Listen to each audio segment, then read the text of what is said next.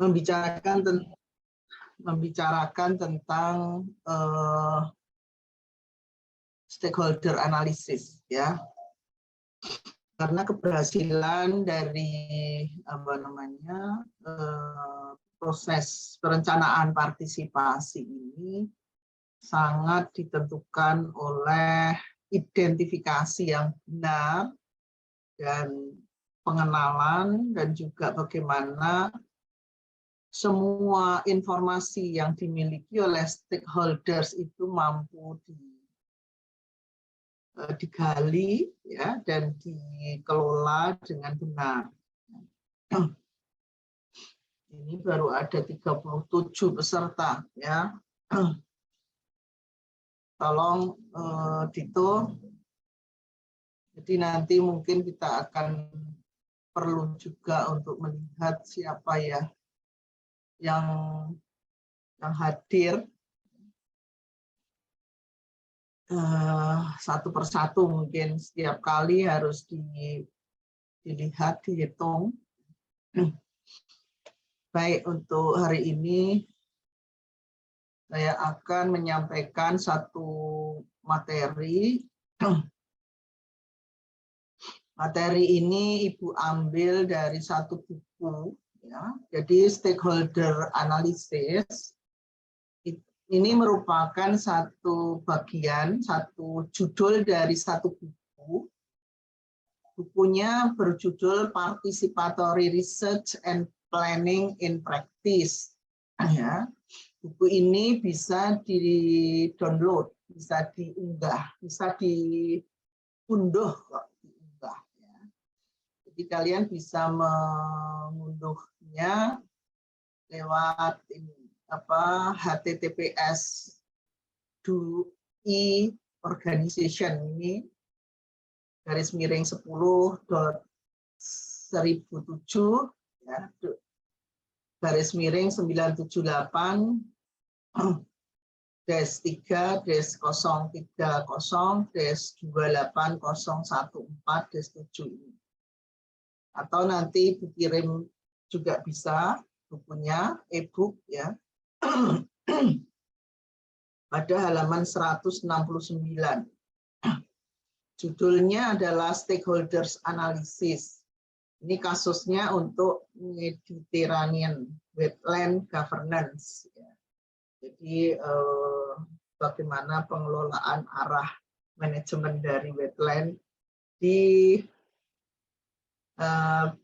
Ibu nggak bisa bacanya, Bjujanko Berge Nature Park, Slovenia. Ya.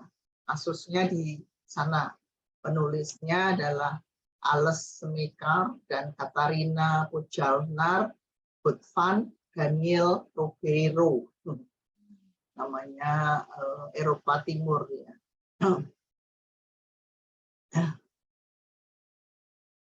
Jadi buku ini memberikan satu contoh bagaimana cara kita menganalisa stakeholders atau pengampu kepentingan, ya, petaruh, sering disebut petaruh, ya. Dari satu kasus public interest, ya. Jadi kenapa stakeholder analysis sangat penting, karena kita harus mampu mengidentifikasi masyarakat yang memiliki kepentingan terhadap satu isu atau masalahan, yaitu public interest, kepentingan publik. Apa disebut kepentingan? Karena permasalahan itu sangat strategis. Ya. Strategis, kenapa strategis? Karena kalau masalah itu timbul, maka akan banyak permasalahan mempengaruhi masalah. Nah, di sini abstraknya kita bisa melihat, pilih dan dibesarkan, jadi dari halaman aslinya, kemudian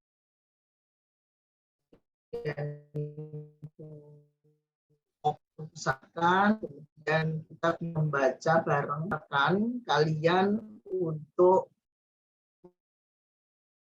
membaca sendiri.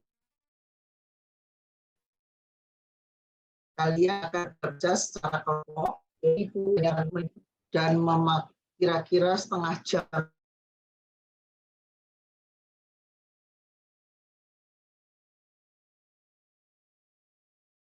saja tentang apa saja boleh, tapi sebaiknya yang agak simpel dan dekat. Kalian komponen dari seperti misalnya alun-alun bisa, kemudian public square ya, sama alun-alun. Kemudian publik seperti Sriwedari juga boleh. Kemudian transportasi misalnya, jalan. Ada konflik di situ antara peran satu fungsi, seperti misalnya Jalan Slamet Riyadi berkaitan dengan Car Free Day misalnya. Ya. Kemudian Beteng Vastenburg juga itu public interest. Kemudian sungai juga boleh public interest. Apa yang mau dilihat, fokusnya apa? Misalnya air bagi kehidupan. Jadi dia harus memenuhi standar baku mutu tertentu. Misalnya. Fokusnya di situ. Bagaimana itu harus bisa diwujudkan misalnya, sehingga isunya di situ itu sebagai public interest. Jadi kalian nanti tolong membentuk kelompok ini, karena kelas A itu ada 35 mahasiswa, sementara kelas B ada 41 mahasiswa. Jadi kalau dibagi kelas A dan B sendiri-sendiri tidak bisa sama jumlahnya per kelompok, maka sebaiknya dicampur. Jadi kelas A dan B boleh bercampur, maka jumlahnya ada 76. Setiap kelompok 4 mahasiswa, jadi ada 19 kelompok. Jadi tidak boleh ada yang 3 atau 5. Ya. Tapi di sini ada 2 mahasiswa yang kelihatannya sering berhalangan untuk berkolaborasi, ya, yaitu Anan Ismail sering tidak muncul, kemudian Maria Enkonha saya tidak tahu.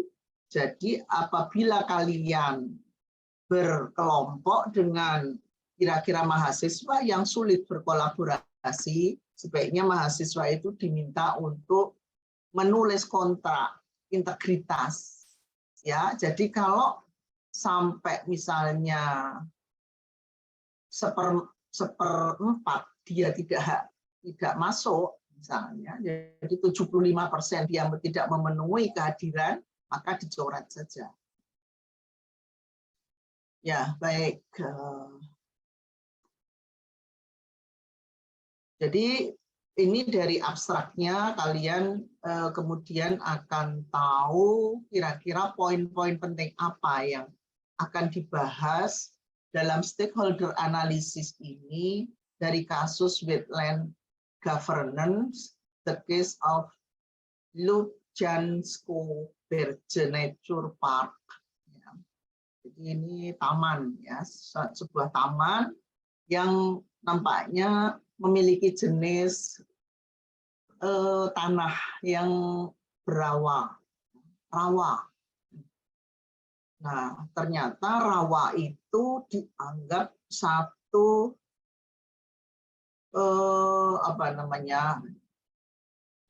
bagian dari biodiversity yang sangat penting, yang harus dipreservasi.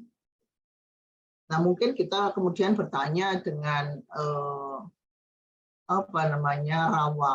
rawa-rawa yang sering diuruk ya. Kalau nggak salah di Jakarta Utara itu dulu ada rawa yang kemudian diuruk ya.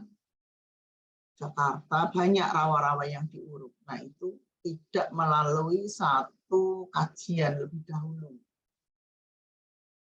Nah itu yang kemudian mendorong sebagian orang yang memiliki perhatian terhadap pentingnya biodiversity itu harus dilindungi, kemudian mendorong adanya tindakan ini. Ya. Nah, di sini kemudian kenapa itu harus dilindungi? Karena banyak overlap dari berbagai tingkatan ya yang berbeda dari kepentingan, apakah itu spatial planning dan juga kewenangan. Ya. Ada banyak kewenangan antar sektor yang berbeda yang memiliki sudut pandang yang berbeda dan kepentingan yang berbeda. Sehingga cara untuk melindunginya dan mengelolanya itu menjadi berbeda-beda. Sehingga tidak adanya koordinasi yang baik ya, dan kemudian ketidakmampuan di dalam kewenangan untuk mengatur secara administratif. Nah, itu menjadi sangat riskan bagi pengelolaan dan pemanfaatan tata ruang ya, dan pengendalian pemanfaatan tata ruang karena ketidakjelasannya itu. Nah, oleh sebab itu maka di sini dianggap bahwa pendekatan perencanaan partisipasi menjadi sangat dibutuhkan supaya pelaksanaannya nanti dari kebijakan yang kemudian dihasilkan itu akan efektif untuk bisa mengarahkan pemanfaatan tata ruang. Nah, di sini kemudian mulai diidentifikasi siapa usernya, apakah itu private atau public, ya. Dan juga siapa yang terlibat di dalam kepanitiaan dalam isu ini, ya, untuk preservasi wetland ini. Dan apa biasanya yang mereka lakukan. Nah, itu mulai diidentifikasi. Ya. Jadi biasanya untuk stakeholder analisis itu juga tidak langsung orang kemudian diundang. Pasti akan dikaji dulu siapa stakeholdersnya yang memiliki representasi kuat, ya, dan peran mereka apa. Tentu saja mereka harus dikenali background-nya. Nah, sebelum masuk ke stakeholder analisis, tentu saja ada panitianya yang sudah menyiapkan material-material yang diperlukan untuk mengarahkan apa yang sebenarnya harus dieksplorasi.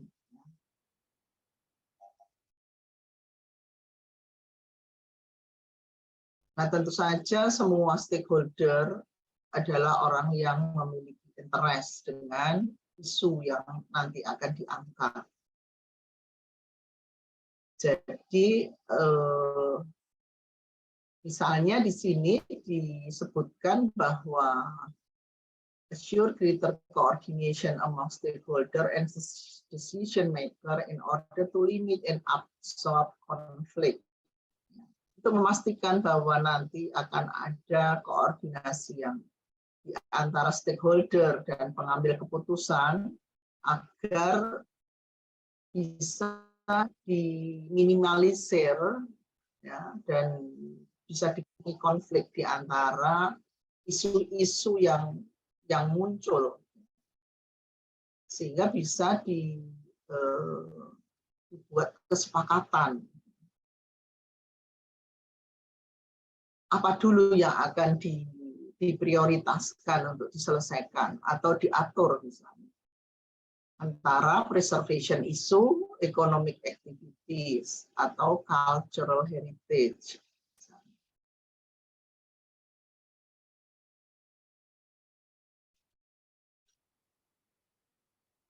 Nah, ini pada selanjutnya halaman 170 ya. Nah, di sini mulai dipahami bersama apa itu yang dimaksud dengan nature park yang menjadi pilot project ini. Jadi kasus ini merupakan sebuah pilot project mempelajari bagaimana cara mempreservasi zona atau kawasan rawa ya, yang itu dianggap sangat penting karena rawa itu merupakan bagian dari siklus hidrologi yang merubah dari apa namanya air permukaan misalnya, kemudian menjadi air tanah, yang kemudian itu merupakan bentuk proses purifikasi dari air.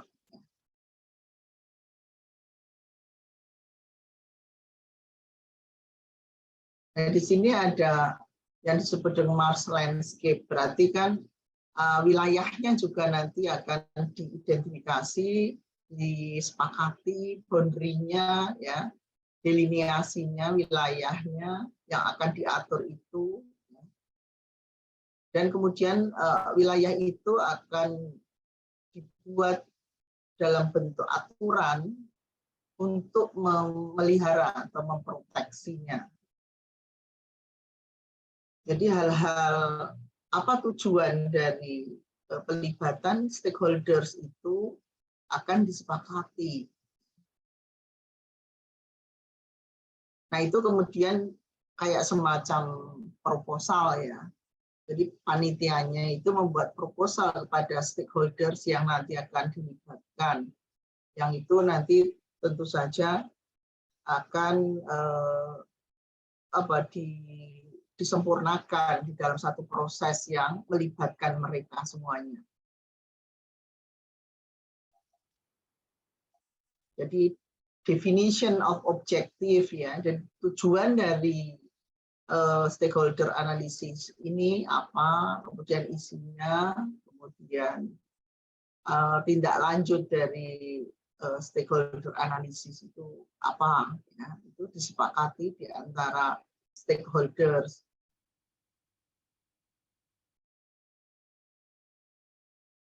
Nah, di situ juga diberikan satu kerangka teori kajian pustaka ya, yang membahas tentang apa yang dimaksud dengan wetland atau tanah rawa. Jadi secara substansi ya, subjek dari yang dibicarakan itu difahami dulu sebelum kemudian semua stakeholders itu nanti akan membahas sebenarnya permasalahan yang berkaitan dengan wetland ini apa. Dari situ kemudian akan dibuat satu list daftar tentang permasalahan-permasalahan yang menyangkut wetland. Nah, itu nanti sudah akan mengkait kepada stakeholders-nya yang lebih detail atau yang lebih relevan. Permasalahan apa, stakeholder-nya siapa. Nah, ini juga berkaitan dengan tindakan aksi atau tindakan untuk tindak lanjut dari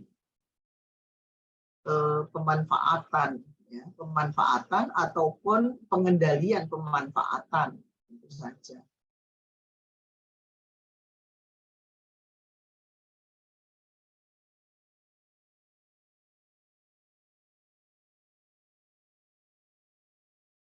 Jadi ini hampir sama isinya. Kemudian kita masuk ke stakeholder analysis itu sendiri.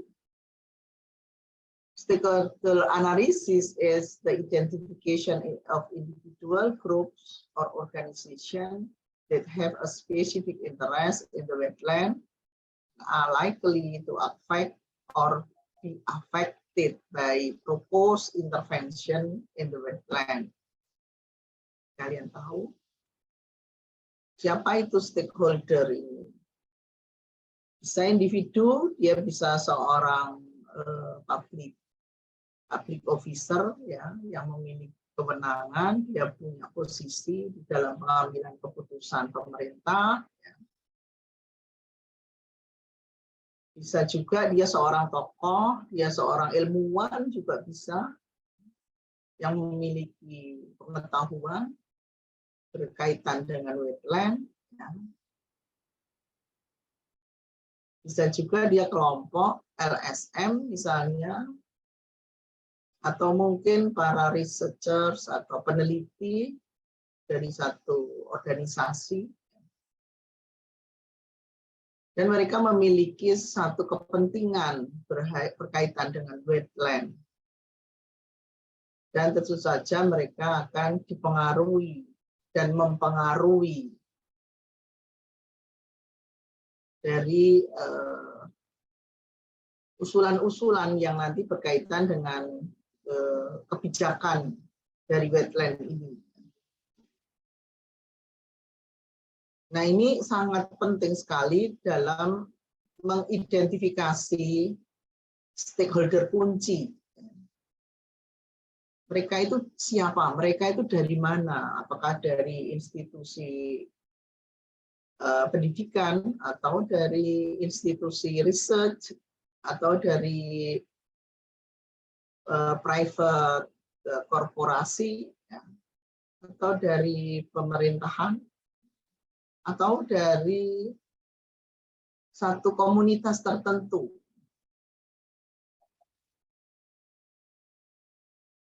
Sehingga nanti akan semakin dipahami apa kepentingan mereka.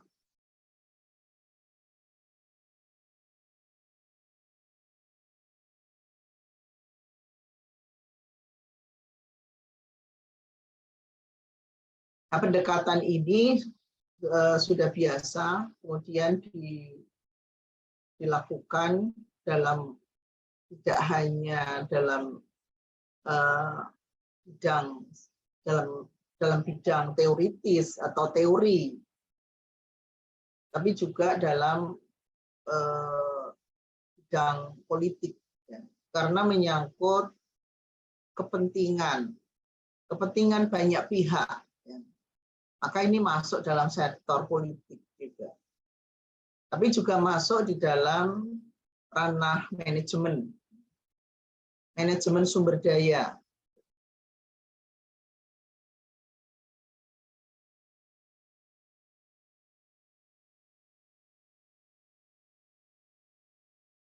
Jadi apa yang dimaksud di sini sebagai salah satu cara ya, untuk research itu di sini adalah framework for border mapping. Jadi memetakan stakeholders, dalam hal ini adalah wetland area. Ya. Yang pertama adalah identification of relevant, ya, relevant stakeholders. Ya.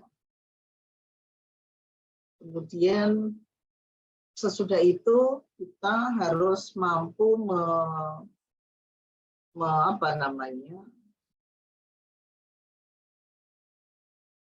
mengikutkan atau mengundang atau mengajak bekerja sama mereka.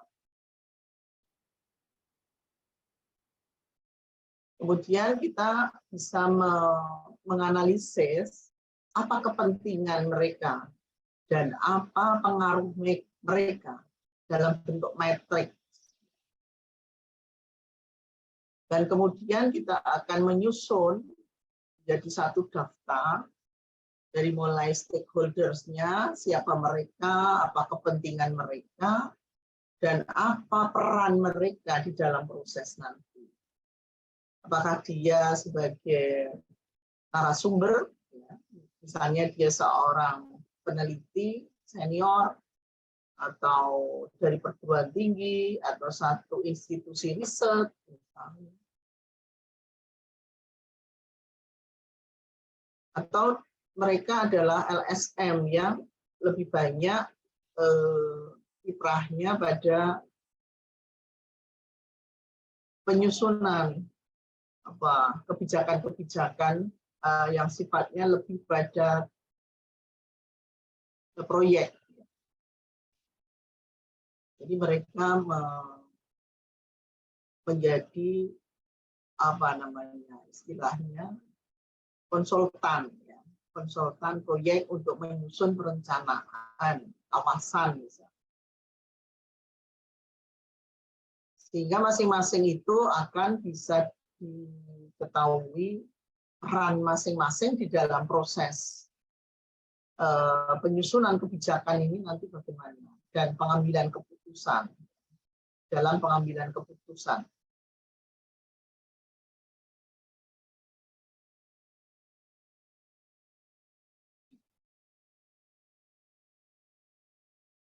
Nah, di sini dijelaskan pada halaman 178, ketika stakeholder mapping itu kemudian sudah disusun sesuai dengan kebutuhan, ya. Kemudian diidentifikasi stakeholder yang mana yang bisa membantu untuk menyusun proses dan bagaimana caranya. Tentu saja karena background-nya sudah diketahui, ya. Mereka punya CV gitu, atau profil perusahaan misalnya. Dan kemudian apa yang mereka butuhkan dan apa tujuan mereka.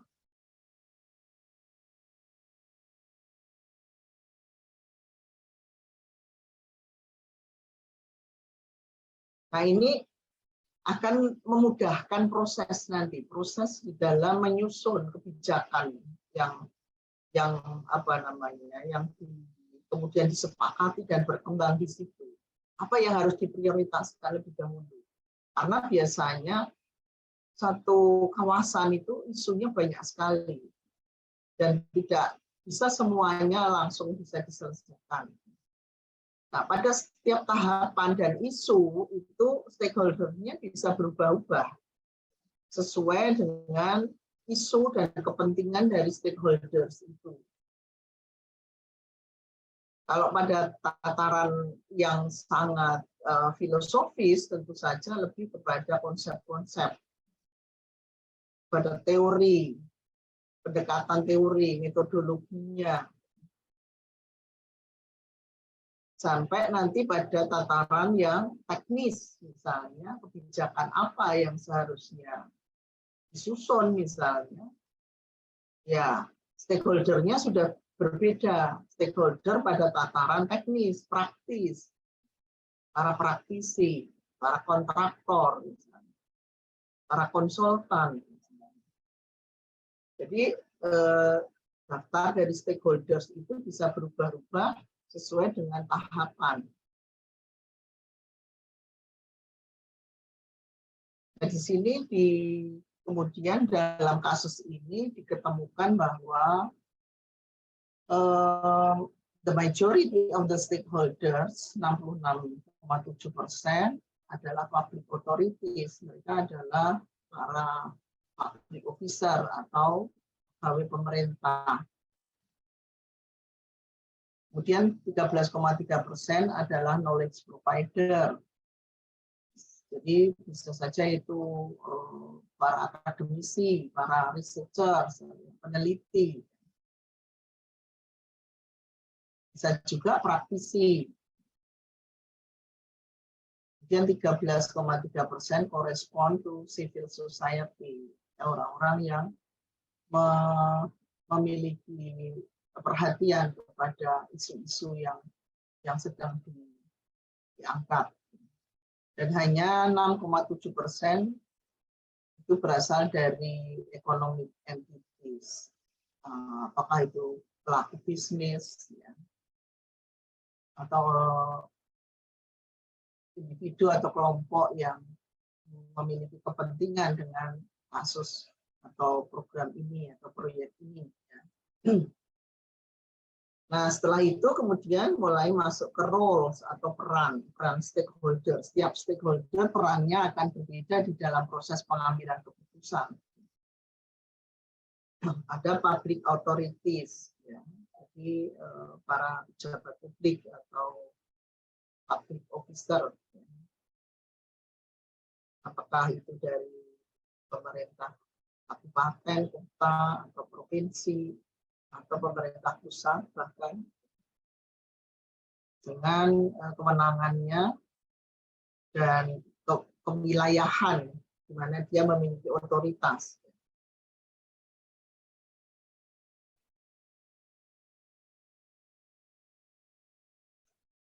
Nah, ini sudah mulai detail setiap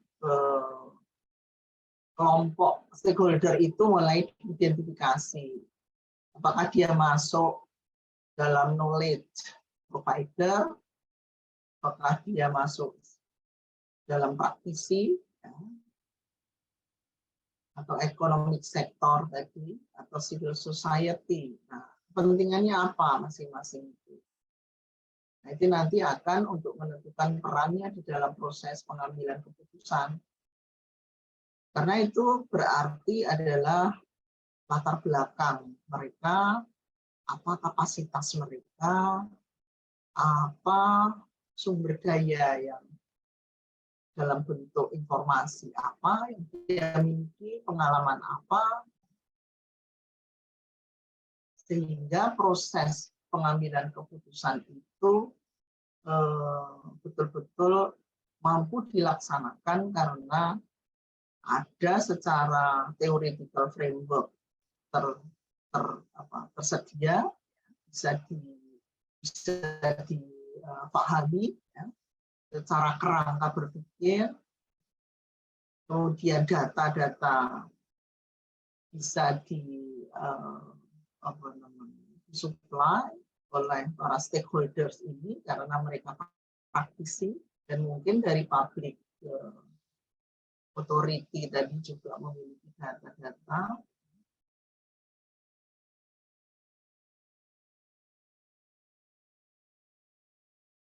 Nah, sehingga peran mereka kemudian semakin jelas.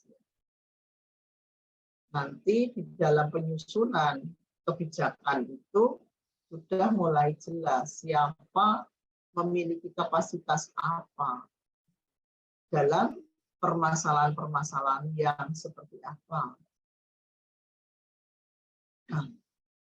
Nah, itu sangat penting ketika kalian kemudian masuk ke dalam satu isu atau permasalahan, apakah itu kota, apakah perdesaan, apakah kewilayahan, ya. Karena mungkin data yang tersedia itu tidak memadai, tidak mencukupi, tidak mampu menjelaskan sebenarnya isu atau permasalahan yang harus diprioritaskan untuk diselesaikan itu apa. Nah, kemudian kalian harus melibatkan stakeholders-nya. Nah, dari stakeholders-nya inilah data-data itu bisa digali, dieksplorasi. Nah, biasanya masyarakat kita itu lebih senang menjadi penonton. Mereka tidak mampu merumuskan permasalahan, itu tidak bisa. Bahwa itu permasalahan dan itu permasalahan apa, itu mereka sangat awam. Kalau mereka dilibatkan itu mereka harus ditingkatkan dulu pengetahuannya. Apa yang dimaksud dengan isu atau permasalahan itu. Dan kenapa permasalahan itu harus diselesaikan.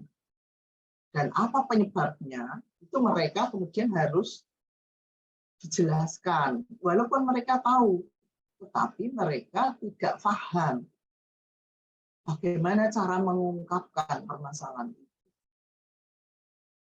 Nah, disinilah kemudian apa yang terjadi dengan participatory planning di Indonesia itu sulit untuk bisa berhasil secara efektif karena stakeholders yang dilibatkan tidak diberikan training terlebih dahulu agar mereka mampu saling bekerja sama dan saling memperjelas data-data yang sebenarnya dibutuhkan di dalam menyelesaikan isu atau permasalahan. Bahkan mendefinisikan permasalahan atau isu itu pun mereka tidak mudah. Nah, itulah sebabnya maka kemudian ketika kita seharusnya hari ini membicarakan tentang paradigma perencanaan partisipatif di Indonesia, saya memang ada bahan itu, tetapi agak kesulitan ketika kalian sendiri belum menghadapi apa itu isu, apa itu permasalahan, yang itu istilahnya adalah public interest, ya. Dan siapa stakeholders-nya, dan apa kepentingan mereka itu. Tentu saja setiap stakeholders itu berbeda-beda kepentingannya terhadap satu masalah yang sama. Dan itulah yang menyebabkan komunikasi dan koordinasi itu menjadi tidak mudah dalam perencanaan partisipatif. Karena persepsi itu harus disamakan dulu.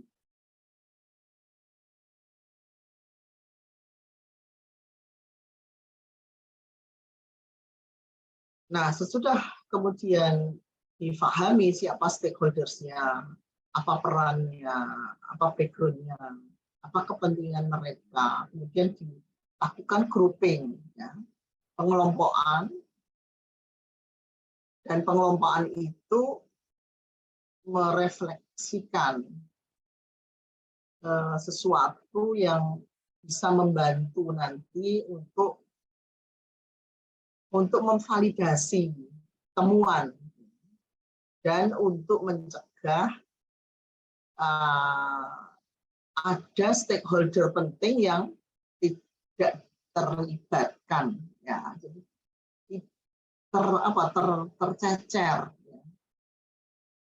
tercecer, ada stakeholder penting yang tercecer. Nah, dari stakeholder mapping tadi, dan kan dipahami. Nah, itu dikaitkan dengan isunya. Kemudian bagaimana dia perannya nanti? Informasi apa yang kita harapkan dari setiap kelompok itu? Apa kepentingan mereka? Dari situ kemudian kita betul-betul bisa memahami isu dan permasalahan itu, karena stakeholder representatifnya itu sudah teridentifikasi semuanya. Nah, kemudian the final step of the stakeholders mapping is the preparation of the final register of stakeholders. Jadi sudah kita buat stakeholder mappingnya, dan kemudian persiapan untuk daftarnya. Daftarnya tidak hanya nama, tapi termasuk dari mana institusinya tadi, latar belakangnya, kemudian pengalaman, kapasitasnya, perannya, dan sebagainya. Nah, itu yang kalian nanti baca sendiri dari buku, nanti kirimkan soft copy-nya, kalian bisa baca di halaman 169.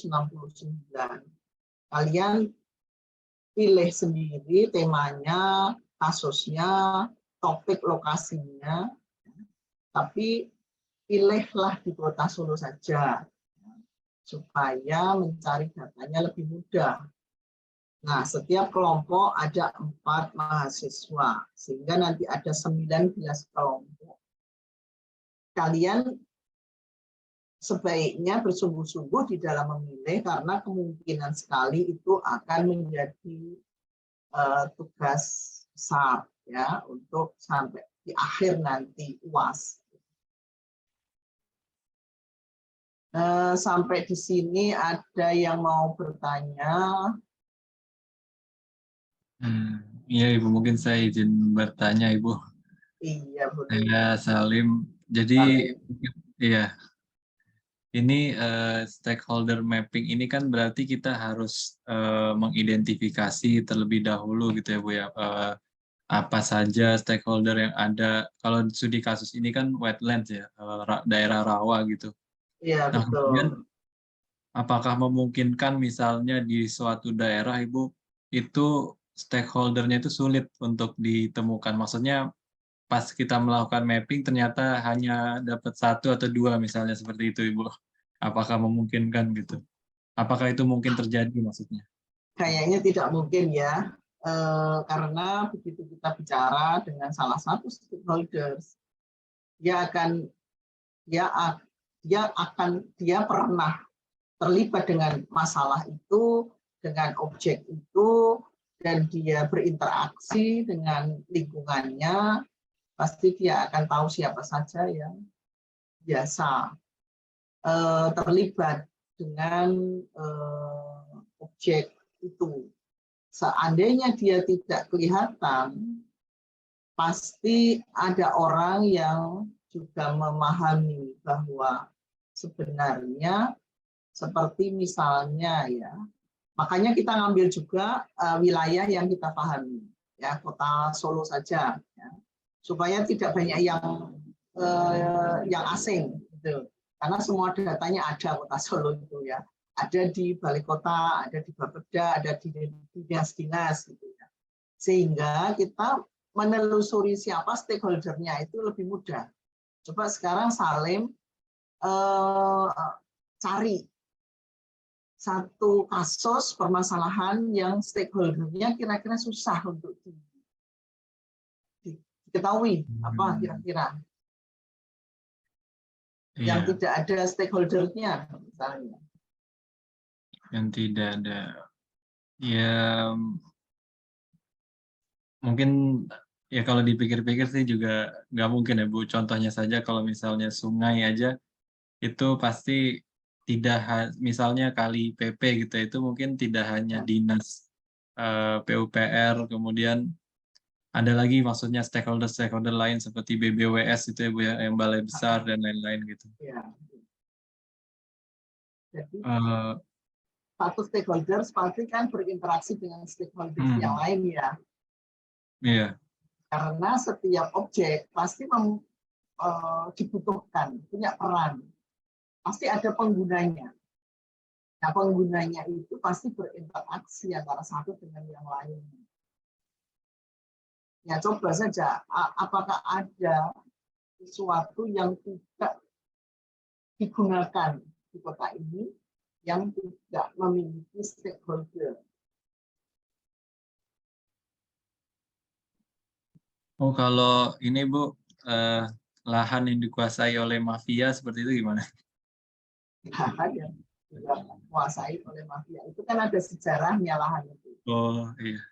Ya, misalnya saja Beteng Fastenberg.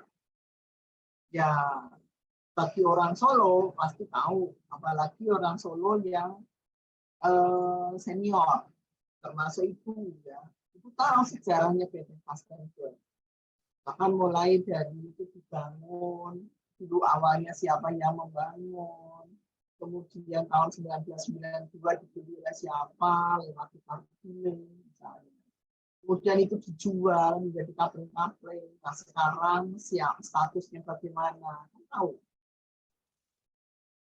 Yang memiliki kewenangan atas benteng Fastenberg itu siapa? Ya, itu ada semua ya. Mengenai Sriwedari misalnya isu, maka kalian harus memilih, jangan memilih isu yang sulit, yang datanya kalian akan kesulitan sendiri. Itu kira-kira. Ada lagi baik. yang mau bertanya? Ya, mungkin. Atau kalian jawab.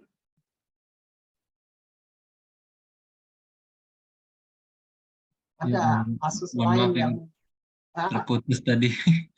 Sinyal gimana? saya terputus tadi. Mohon maaf. Gimana Saling? Tadi sinyalnya terputus pas kata-kata terakhir Ibu tadi itu apa? eh, ada kasus lain ya maksudnya. Ada kasus lain Sriwedari misalnya, ya. Hmm, ini mungkin Sriwedari, Benteng Vastenburg, seperti misalnya Sriwedari, ya. Sriwedari itu kan masuk dalam kasus konflik ya. Tapi saat ini kan sudah ada inkrahnya, keputusannya. Jadi apakah itu masyarakat menerima atau enggak keputusan itu soal lain. Tapi kalian karena masih S1 nggak usah memilih satu permasalahan yang rumit ya, karena itu lebih dominan ke masalah hukum. Dan hukumnya itu hukum yang berfokus ya, dominan pada sejarah dan sosiologi. Dan kesulitan kita pada data. Ya, sehingga siapa stakeholders-nya akan kesulitan kita.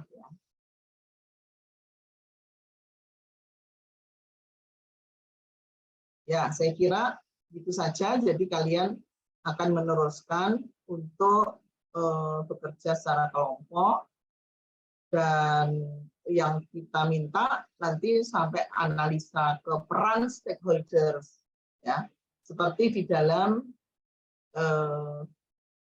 chapter itu ya, chapter berapa itu yang halaman 169 tadi.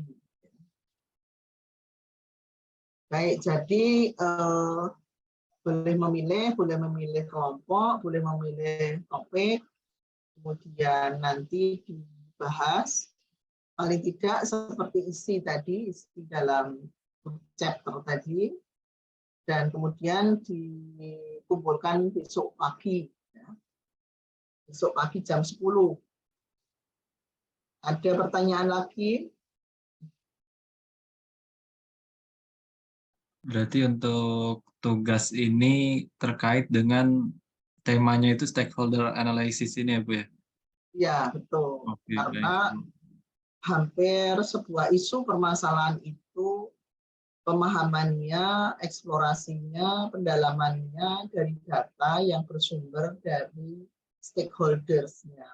Semua orang yang terlibat di dalam permasalahan itu dan terpengaruh oleh permasalahan itu. Misalnya kalian ngambil temanya atau topiknya adalah Pasar Gede, Surakarta. Nah, itu dibedakan dengan Pasar Legi Surakarta misalnya. Stakeholder-nya berbeda. Siapa mereka itu?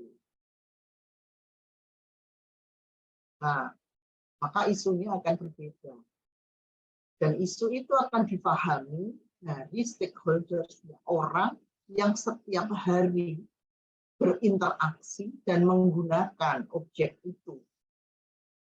Sehingga dia paham betul permasalahan apa yang ada di situ.